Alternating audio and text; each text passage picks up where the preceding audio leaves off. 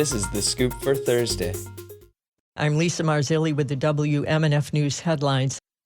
Two controversial gun-related bills are positioned to go to the full Florida House.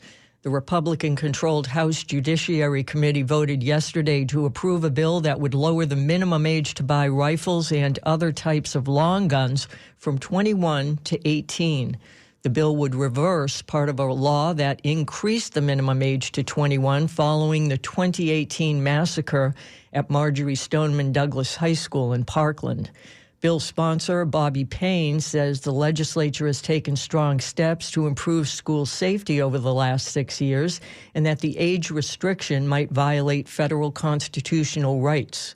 Restricting the rights of those 18 to 21-year-olds that can legally purchase a firearm, and a firearm is a long gun in this case and not a handgun, infringes upon their Second Amendment rights.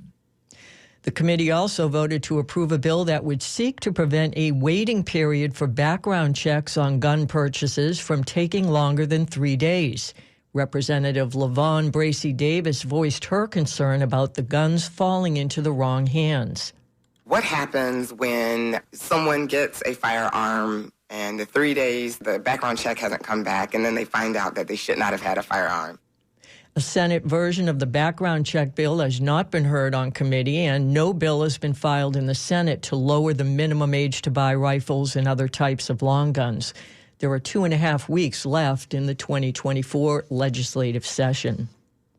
A bill adding more regulations to unions passed through a State House committee yesterday. WMNF's Chris Young reports the proposal would make it more difficult for all workers, especially teachers, to join unions. The bill requires union members to sign an additional form, among other requirements. It's an expansion on legislation passed last year that DeSantis says, quote, protects teachers from overreaching unions. Republican Representative Dean Black sponsored the bill. Events in the past few months have shown clearly that although many of our unions are well run and truly have our public workers' interests at heart, there are some who may not. He's referencing a September FBI raid of a teachers' union in Jacksonville due to potential misappropriation of funds. Critics say the bill unfairly targets education unions. Morgan Mousley is a teacher from St. Augustine and spoke during public comment. I, along with other teachers, have daily lessons to plan and countless papers to grade. As a result of the duplicative government forms required in this bill, it will only add more burdensome paperwork to our already full plates. St. Petersburg Democratic Representative Michelle Rayner voted against the bill. The impetus of this legislature attacking unions, especially education unions, is because they have traditionally supported Democrats. Full stop. The bill advanced favorably through the House State Affairs Committee. For WMNF News, I'm Chris Young.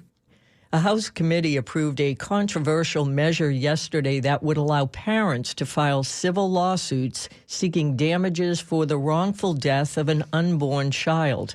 The proposal, now ready to go to the full House, would add unborn child to a law that allows family members to seek damages when a person's death is caused by such things as wrongful acts or negligence. State Representative Jenna Persons-Mullica is the bill's sponsor. We are talking about human beings. We're talking about the human experience, the experience of the parents who have suffered a real loss. And we're saying that they have a right to seek recovery. The bill has drawn intense pushback from abortion rights advocates, including Representative LaVon Bracey Davis, who argues the proposed changes could put abortion providers and people who help women obtain abortions at risk of being sued. This bill is a backdoor to further reduce women's access to reproductive health care. This is a barrier, and this is an access issue. That's what this bill is about. A similar Senate bill needs to clear one more committee before it could go to the full Senate. The measure comes as the Florida Supreme Court weighs whether a proposed constitutional amendment aimed at protecting abortion rights meets legal requirements to go before voters in November.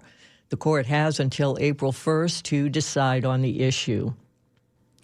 In weather, it's going to be partly sunny with a high of 71 today. Overnight lows will be in the upper 50s. Partly cloudy and breezy on Friday with a high of 73 and a 40% chance of rain. I'm Lisa Marzilli with the WMNF News headlines. This is The Scoop, recorded at WMNF Tampa.